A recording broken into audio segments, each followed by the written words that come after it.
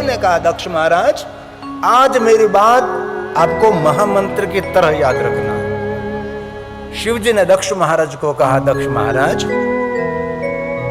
जैसा वर्ताव दूसरों के साथ करते हैं ऐसा वर्ताव हमारे लिए फलित होता है। ये शिव जी ने कहा है। सुनो दक्ष महाराज इस ब्रह्मांड का प्रारंभ गगन में से नहीं, पाताल में से नहीं, कोई दिशा को अंदिशा में से नहीं, इस पूरे ब्रह्मांड का प्रारंभ होता है जहां आप बैठे हैं, जहां आप खड़े हैं, जहां आपका अस्तित्व है, वहां से पूरा ब्रह्मांड का प्रारंभ होता है। इसीलिए हे दक्ष महाराज जो आप बोलते हैं, जो सोचते हैं, जो आप विचार करते हैं, ये सब कुछ आपसे शुरू होगा। जो कुछ बोलते हैं आपसे प्रारंभ होगा। कैसे? तो कि पूरा सरोवर जल से भरा है। इस सरोवर में कोई पत्थर फेंके तो जहां पत्थर गिरता है वहां से तरंग प्रारंभ होते हैं, पूरे सरोवर में वो तरंग फैलती है। तो हम जो बोलते हैं हमसे प्रारंभ होगा। इसलिए शुभ बोले, शुभ मंगल बोले, और हमारे विचार भी मंगल में होना चाहिए। आपका मंगल करना चाहते हैं तो आप मंगल बोले, आप मंगल करना चाहते तो मंगल विचार, शुभ विचार करें, क्योंकि जो कुछ हो आपसे प्रारंभ होने वाला है। दूसरों के लिए खराब सोच, इसी से हमारा खराब शुरू होना शुरू हो जाता है। स्वयं ब्रह्मा जी ने समझाया था नारद जी को, नारद दूसरों के लिए वो खराब सोचता है, उनका तो खराब हो ना हो पता नहीं, लेकिन जो सोच रहा है, जो विचार कर रहा है, उनका शुरू हो जाता है।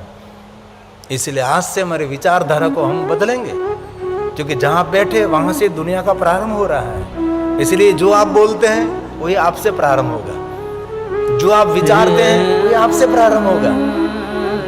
इसलिए दूसरों के साथ जैसा व्यवहार करोगे ऐसा व्यवहार आपके लिए फलित होने वाला है।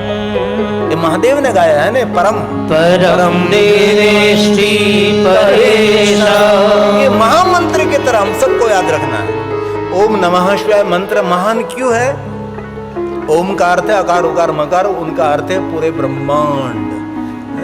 नमः का अर्थ है नमस्कार, शिव का अर्थ है कल्याण। शिव और शिवाय पूरे ब्रह्मांड का कल्याण करो, पूरे ब्रह्मांड का कल्याण करो, पूरे ब्रह्मांड का कल्याण करो। तो पहला कल्याण किसका होगा? जो बोल रहा है उनका पहला कल्याण होगा। और आप निरंतर ओम नमः शिवाय मंत्र का जाप करते हैं ना, पूरे ब्रह्मांड का कल्याण करो, पूरे ब्रह्मांड का कल्याण करो, पूरे ब्रह्मांड का कल्याण करो। तो दुनिया में किसी की ताकत नहीं आपका कोई अकल्याण कर सके। ये ताकत, ये सामर्थ्य, ये शक्ति ओम नमः शिवाय मंत्र में है। इसलिए उसको महामंत्र कहा जाता है। इसलिए उनको आदि मंत्र, सभी मंत्रों का पिता, सभी मंत्रों का उद्गम स्थान। बाकी तो सप्तकोटि महामंत्र है। दुनिया में 7 करोड़ महामंत्र हैं, लेकिन कोई 7 करोड़ महामंत्र का जाप न कर सके, उसके बदले में एक ओम नमः शिवाय मंत्र का जाप करे। 7 करोड़ महामंत्र की बराबर एक ओम नमः शिवाय मंत्र है।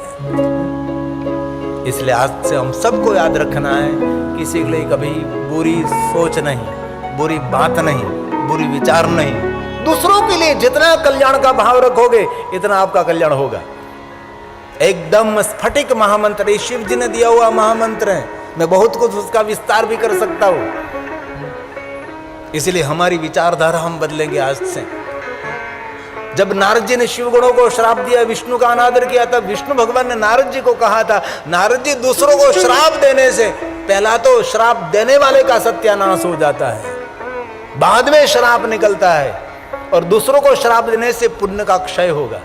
हमारे बहुत सारे ऋषि मुनियों ने कभी कभी ऐसे संकट आया तो हाथ में जल लेकर श्राप दे। जल हमारा जीवन है, जल जीवंत है। इसीलिए जो कुछ हमारी सब कुछ विधि विधान जल से है, संकल्प जल से करते, श्राप भी जल से देते। ऐसे जल को सामान्य मत समझना। हाथ में जल लेकर श्राप देते थे, बाद में ऋषि मुनि संसार में नहीं रहता। ये ऋषि मुनि हिमालय पहाड़ों की कंदरा में तपस्या करने के लिए चले जाते। क्यों? सभी ताप उनका नाश हो जाता है। किसी को श्राप दिया, पुण्य सब खत्म, इसलिए जीवन निरस हो जाता है उनका। हताशा निराशा व्यापी जाती है। जब तक आपके पास पुण्य है तब तक आप चमकते रहते हैं, ऊर्जावंत हैं। पुण्य गया समझो आप जीवित है लेकिन मरे हुए हैं, इसलिए ऋषि मुनि सब चले जाते हैं। इसलिए भगवान विष्णु ने नारद जी को कहा था, नारद कभी दूसरों को श्राप नहीं देना चाहिए। नहीं नहीं, थोड़ा दुख सह लीजिए, थोड़ा अपमान सह लीजिए, थोड़ा 2 कदम पीछे चलिए। और यौवन भाई बहनों को ये भी मेरी एक बात, बहुत आगे जाना है ना तो थोड़ा पीछे भी जाना सीख लीजिए, हैं? बहुत आगे जाना है तो थोड़ा पीछे भी जाना सीख लीजिए। आपने क्रिकेट देखा है, वो वेग से बॉल फेंकना है तो पीछे जाता है, पीछे जाकर दौड़ता है, तब आगे निकल सकते हैं ना। ये भी आपको आना चाहिए।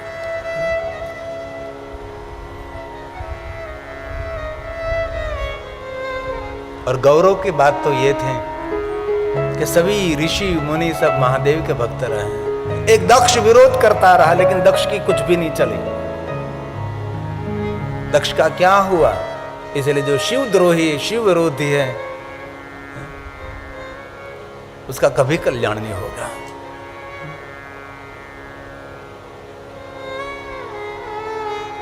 और सबने महादेव की भक्ति करी है ना, सबने शिव जी का शरण स्वीकारा है।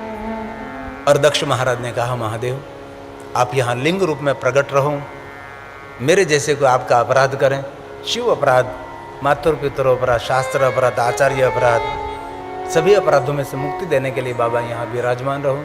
लिंग रूपेण सतमः अनुग्रह है लोकानाम, जगत पर अनुग्रह करने के लिए भगवान शिव जी वहाँ लिंग रूप में प्रकट रहे, जिनका नाम दक्षेश्वर महादेव है। हरिद्वार के पास कनखल है। हरिद्वार नगरी का मूल नाम है माया नगरी। वहाँ माया देवी का बहुत प्राचीन स्थान है, लेकिन वहाँ को हम जाते नहीं। वहाँ नीलेश्वर, भांडेश्वर, तिल भांडेश्वर, बिलेश्वर, ऐसे बहुत सारे शिवलिंग हरिद्वार में हैं। वहाँ प्रसिद्ध कनखल में दक्षेश्वर महादेव है। बाद में सती का शव लेकर भगवान शंकर जी ने यात्रा का प्रारंभ कर दिया। अद्भुत लीला है।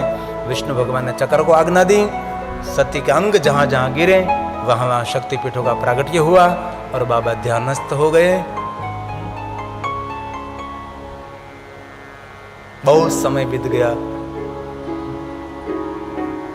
तब तारकासुर का कासुर हुआ और यहाँ सती ने अंत समय शिव जी को याद किया था, श्री हरि को याद किया था। ते ही कारण हिम गिरि गुरु जाई, जन्मे पार्वती तनु पाए। उसके भी बहुत सारे कारण हैं कि सती का दूसरा जन्म नगाधिराज हिमालय के वहाँ क्यों हुआ, नगाधिराज माँ हिमालय और माँ मैनावती के वहाँ क्यों हुआ, उनकी भी कोई कथा है। वहाँ पार्वती रूप में जन्मी और यहाँ शिव जी ध्यानस्थ। तारकासुर का त्रास ब्रह्मा के पास से वरदान लिया था कि शिव पुत्र के द्वारा मेरी मृत्यु हो। देवताओं ने मिलकर इंद्र को कहा, इंद्र ने अपने मित्र कामदेव को कहा, शिव जी पर प्रयोग हुए। शिव जी ने तीसरा नेत्र खोलकर काम को जलाकर भस्म किया और रति को वरदान दिया। और कामेश्वर लिंग स्वरूप में भगवान शिव वहाँ प्रसिद्ध रहे। और बाद में सभी देवता मिलकर नारद के पास गए। नारद जी ने शिव जी को विनंती की, महादेव जागे उठे और भगवान शिव जी को कहा गया कि पार्वती हिमालय की पुत्री हुई हैं, अभी युवावस्था में पार्वती आपके लिए तपस्या कर रही हैं, आपके साथ विवाह करना चाहती है। नारद जी ने स्पष्ट बात कह दी कि भगवान शंकर जी, हम सब मिलकर आपका विवाह पार्वती के साथ कराना चाहते हैं। क्यों? कि तारकासुर का बहुत त्रास है।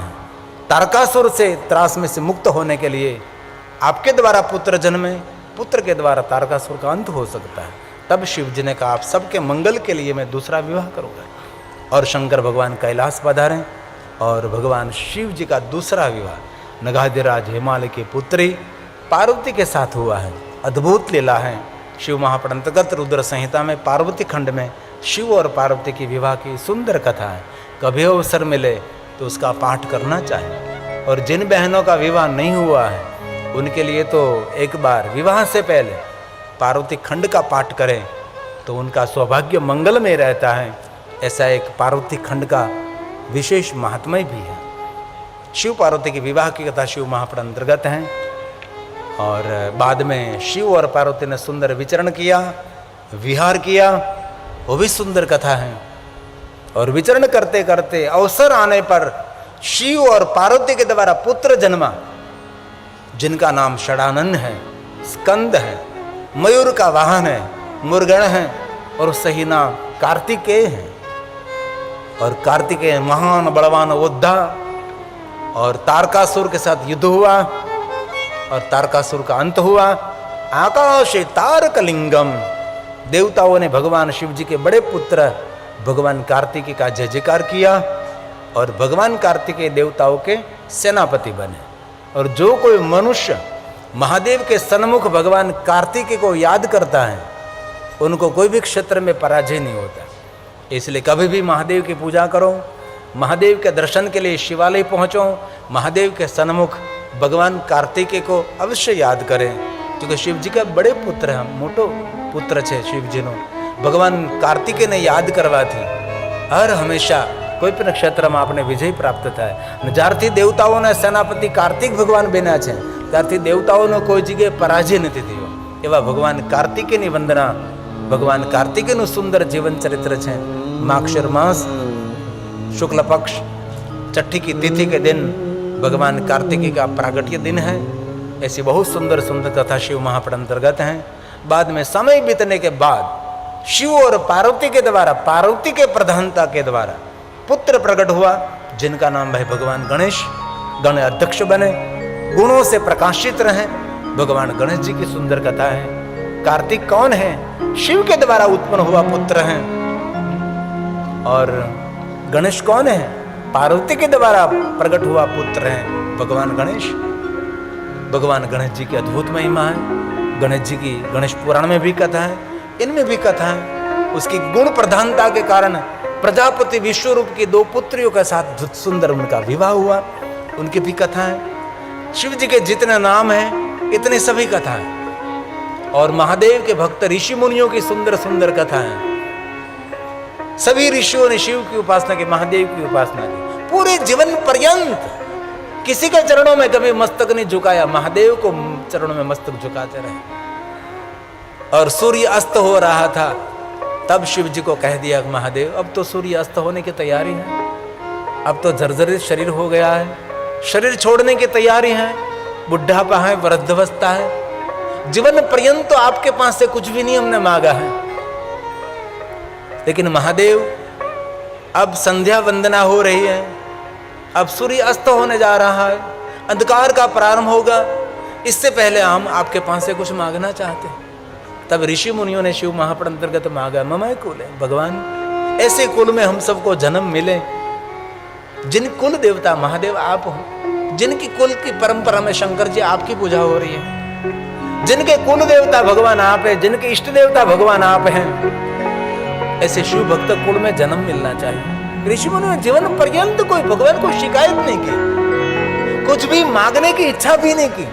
और आज जर्जर शरीर, बुढ़ा शरीर, वृद्धावस्था, वयोवृद्ध, संध्या का वक्त हो गया। संध्या का वक्त એટલે वृद्धावस्था, बुढ़ापा, सूर्य अस्त होने वाला है।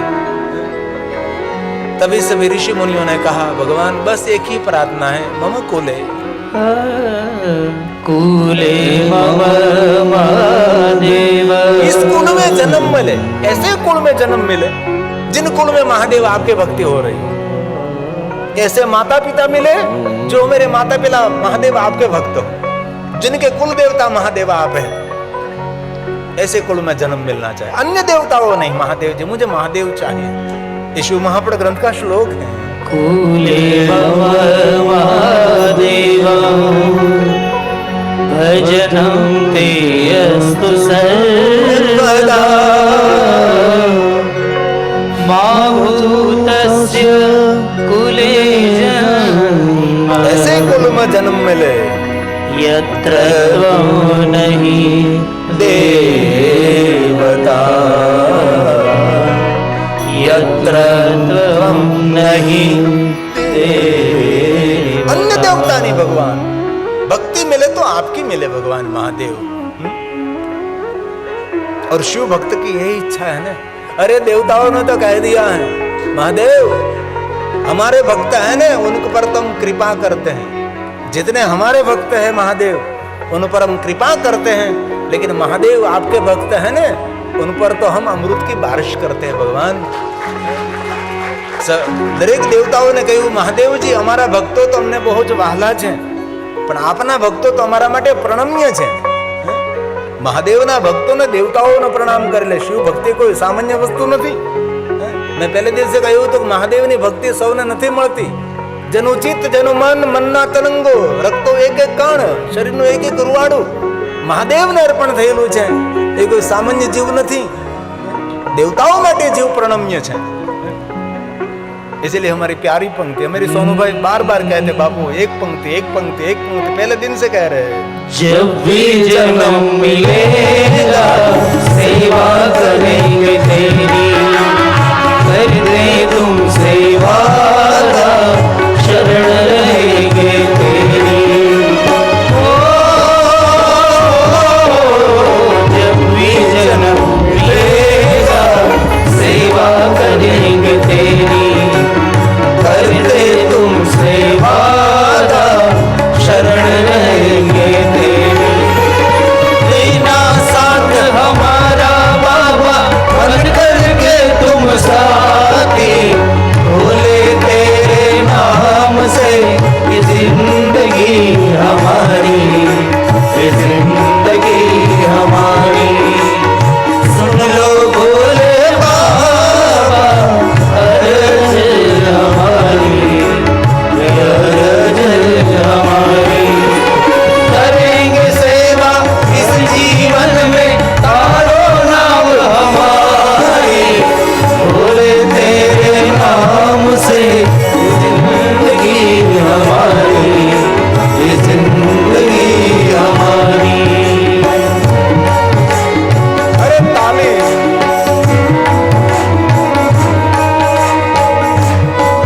ताली महादेव ने वाली.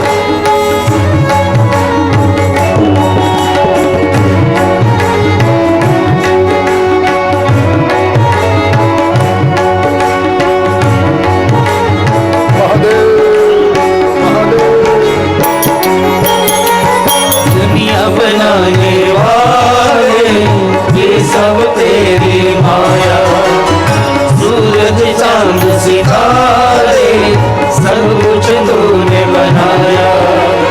ओ दुनिया बनाने वाले ये सब तेरी माया, सूरज चांद सितारे सब कुछ तूने बनाया. आशीर्वाद तुम्हारा बोले हे संकट हारी, बोले तेरे नाम से ये जिंदगी हमारी, ये जिंदगी हमारी. सुन लो बोले बाबा अर्ज हमारी, ये अर्ज हमारी. करेंगे सेवा इस जीवन में तारो नाम हमारी, बोले तेरे नाम से जिंदगी हमारी, ये जिंदगी हमारी.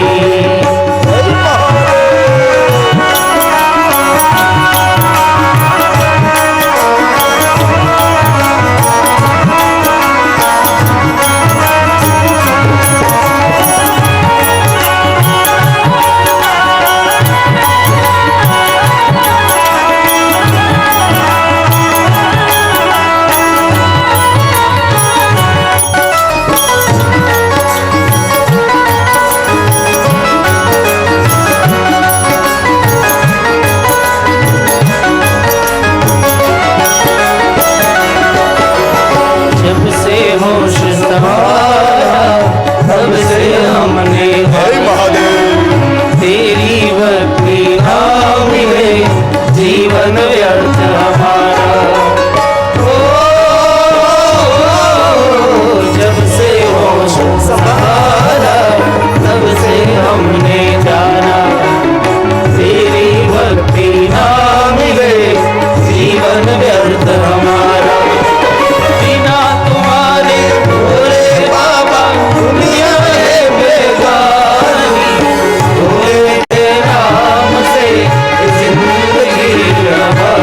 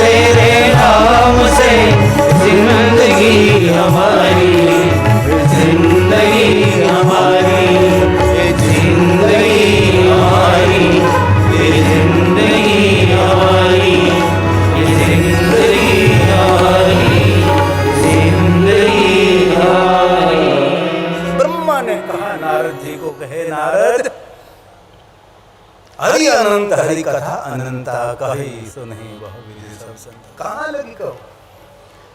इसलिए नारद शिव महापुराण ग्रंथ का सार है। शिव नाम तरिम प्राप्यम संसार बंतरंति ते। नारद पूरे पुराण में से एक ही बात आपको पकड़नी है, बस शिव जी का भजन करो।